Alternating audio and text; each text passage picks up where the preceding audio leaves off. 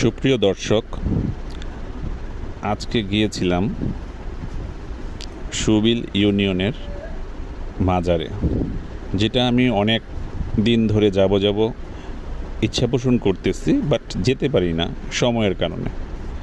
কিন্তু হঠাৎ আজকে কিছু কাজ ছিল কোম্পানিগঞ্জ, সেই জন্য হঠাৎ বের হয়ে গেলাম। কুঠি চৌমুনি থেকে বড় শালগড় মন্ত্রীপুল হয়ে ফতেয়াবাদ রোডে, যেটা দেবিদ্বার চলে গেছে, ভালো রাস্তা।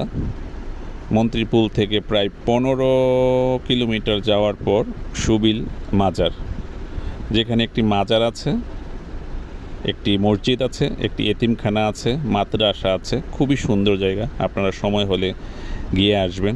আমার খুবই ভালো লেগেছে, আমি